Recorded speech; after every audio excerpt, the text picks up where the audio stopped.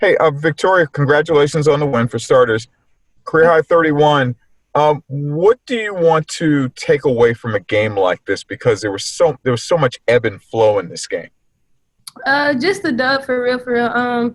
I think last year kind of made us feel some type of way when we got the L, and we just wanted to come back this year and beat them. We still have a lot to work on. You know, defense is big, but I just think it's just one day at a time and one game at a time. So we're gonna enjoy this win tonight. Did you? The one word that came to mind with me with this game with you all was poise. Even you're down by 9, you take the lead at halftime. You go up 10, they actually take the lead from you all. Is that a big thing to you all this year? Yes, definitely. I think one thing about our team that makes us different from everybody is our experience. Like, we're a veteran team, so that's one thing. Like, down the stretch, we all have poise and confidence. I think we just have the most experience on our roster. I think we have a lot of experience that helps us in the clutch. Victoria, you hit those crucial free throws to tie the game late. Can you just talk a little bit about kind of what was going through your mind there, if you can have any thoughts about that? Honestly, I don't want to be in my head too much, just regular. I just want to make myself feel like I'm in practice just shooting free throws. So that was just my mindset. Yeah, that's it. Cool, thank you.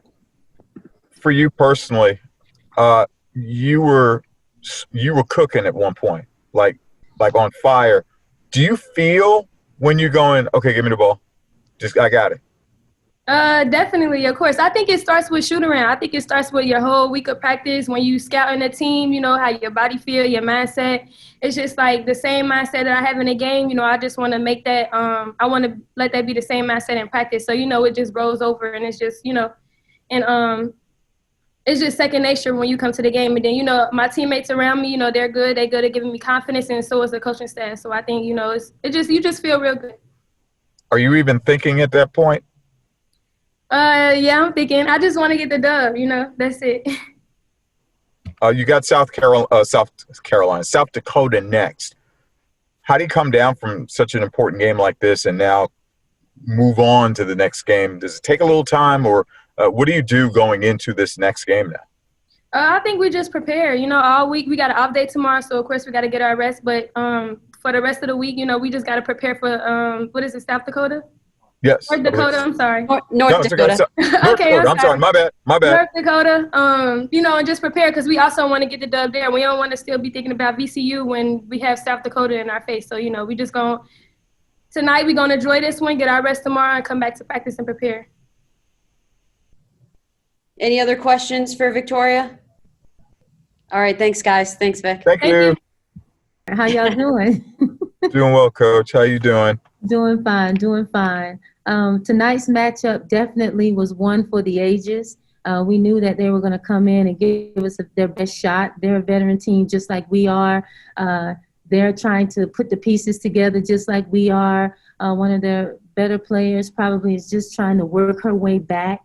But she saw some limited action tonight, but we were still able to withstand whatever blows that they gave us and walk away with the win.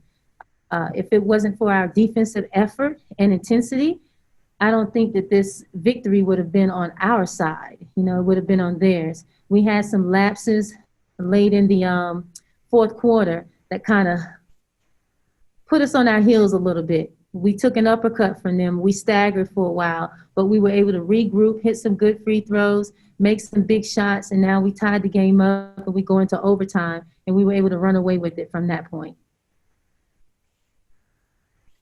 Coach, what do you, Brian Smith over at 13 Sports in Norfolk, what do you want your team to take away from a game like this that is going to help not mid part of the season, even later part of the season? That's right. And that's the very thing that I expressed to them in the pregame speech. I told them, I said, ladies, this is a statement win for us. It's going to be good for our morale right now, but it's going to be even greater for us later when it comes to seeding. They're going to be picked to win their conference. So if we can beat this team today, that's going to be a very good team later. It's going to serve us well. The contributions that we got today from so many of our players in so many different ways, I just have to sing their praises. If I could switch, change the direction of the interview real quick, I want to talk about Deja Carter. Deja Carter came in off the bench and she played 35 minutes. And her stat line was just tremendous, where she was 5 for 7 from the free throw line. She had 8 points, 9 rebounds. Huge. And those rebounds came in the most crucial moment of the game. Having that presence and having her as an anchor for us in the paint, it was an added bonus for us. Then you have Maggie Robinson, who did start, but then I started Deja in the second half, and Maggie comes in and she gets the biggest and one of her career when she's driving to the basket and she finishes on the left-hand side with contact. You have Asia Hudson, who came in the game and just switched up the defense for us in terms of our intensity. And that allowed for us to be a little bit more scrappy and on our toes. And it caused them a lot of problems because we created walls all over the court. They're a team where it's not about their system, it's about their players. William and Mary was a team that was about their system. They moved the ball, they cut, they found the open person through ball movement and body movement. Whereas VCU, they were the type of team where they have their sets, but it's the player who has the ball in that moment. That's what you got to key in on. So it was big for us to understand who your personnel is, who are you guarding, and what does she like to do. And now we can take those things away and limit her game and not allow them to go into their entire playbook, but limit it, then we can have a better chance of winning this game. And I thought we did that tonight. What specifically do you think sparked the turnaround for the team after the first quarter? After the first quarter, I think it was making some substitutions. And I feel like Victoria Morris having the night that she had, you know, where she was just hot from the three-point line. I wanted her to have about 5 more heat checks. You know, just shoot the ball, you know, kick it off your foot if you have to. It was just one of those nights where the basket was big for her. And I don't think they had someone that could really guard her in that sense. And when you have someone that's hot like that from the three-point line, who is also multidimensional in her skill sets, you really don't want to charge out and fly by her because she can get to her 1 or 2 dribble pull-up game. But they tried to keep a cushion on her, banking on the fact that she's bound to miss. But Vicky, when Vicky's hot, Vicky's hot. And I think that was the main reason behind that run that we had. Do you sense that as a coach? Like, if you look at your players and go, you know she's hot. Like, even if it's just 1 shot or 2 shots in a row, I even asked Victoria this. I said, are you like unconscious? Are you not even thinking about it? Do you sense that? I definitely do. You know, being a former player, you understand what that zone feels like and what it looks like, whether it's you in it or your teammate. And, you know, I understand these girls more and more on a daily basis. And Vicky kind of has this demeanor about her where she's naturally confident. And when she's in a moment like she was in the game, that confidence just looked like it had a smirk on its face, where she knew something was cooking on the inside.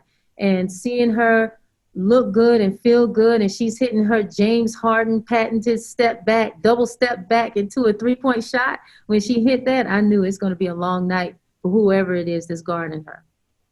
What do you the one word that came to mind with me with this particular game was poise. Yes. When it wasn't going right, you all figured out a way down 9, take the lead. And all of a sudden, you're up 10, and they wind up taking the lead, and you don't want to say too much, but I mean, is there a line when it comes to poise where you have to step in and go and say something?